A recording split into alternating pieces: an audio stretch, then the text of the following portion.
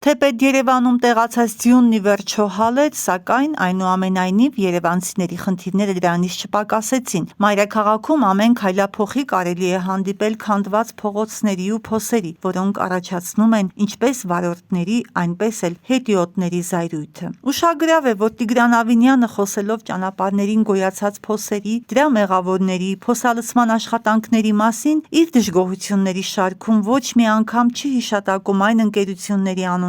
որոնք պատասխանատու են ասֆալտի որակի համար։ Մամուլից միայն տեղեկանում ենք, որ 2025 թվականին Երևանի փոսային նորոգման աշխատանքները իրականացրել է ԱԱԲ պրոյեկտ ընկերությունը $2,836,000 արժողությամբ պայմանագրով։ Նախկինում ընկերության գործունեության հետ կապված հրապարակվել են տեղեկություններ խախտումների և քրեական գործի մասին, ինչպես նաև 2019-ին Կոմպաս ՀԿ-ն արձանագրել էր անվտանգային խնդիրներ դրա շինաշխատանքներում։ Սակայն հարց է առաջանում, ինչպես է քաղաքապետարանը վերահսկում կատարված աշխատանքների որակը, եթե մայրաքաղաքի փողոցներում կրկին փոսեր են գոյանում, արդյոք դրանք կապ ունեն այս ընկերության աշխատանքի հետ, թե ոչ։ Կա հստակ մեխանիզմ պատասխանատվության ենթարկելու համար։ Երևանի ավագանու Մայր Հայաստան խմբակցության ղեկավար Մանուկ Սուքիասյանից Օրագիր Նյուզը հետաքրքրվեց, թե որ ընկերություններն են իրականացնում մայրաքաղաքի գլխավոր փողոցների փոսալցումը, կամ ինչու քաղաքապետը ոչ մի անգամ չի նշում նրանց անունները։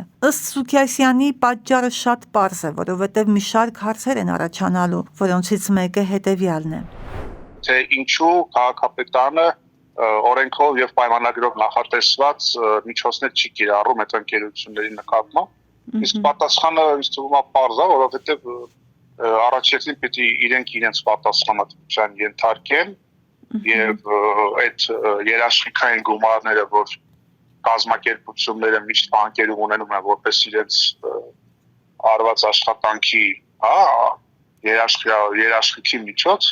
դրանց ուղղությամբ պիտի քաղաքապետարանը քայլեր ձեռնարկի, բայց քաղաքապետարանը բնականաբար քայլեր չի ձեռնարկում, այդտեղ է հարց առաջանում, թե ինչու։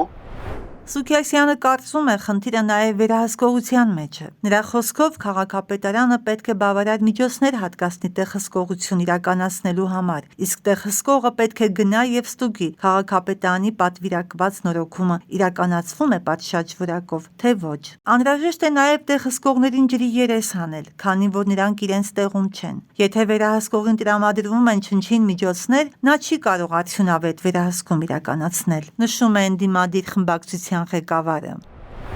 Քաղաքապետարան,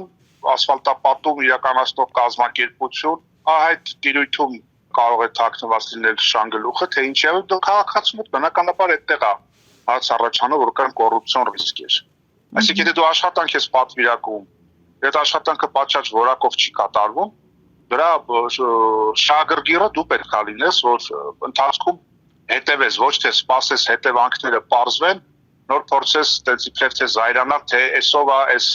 անորակ ասֆալտը կատարել։ Քաղաքապետարանի և ԱԱԲ պրոյեկտի միջև կնքված պայմանագրով սահմանված է, որ պարտավորությունների չկատարման կամ խախտումների դեպքում քաղաքապետարանը կարող է առանց դատական գործընթացի բանկից պահանջել 287.330.400 դրամ և պայմանագրի ապահովման երաշխիքով նախատեսված ևս խոշոր փոխհատուցում։ Իսկ թե ինչ մեխանիզմով է քաղաքապետարանը պարզելու մայրաքաղաքում առաջացած փոսերը կապված են այս ընկերության աշխատանքի որակի հետ, թե ոչ, հայտնի չէ։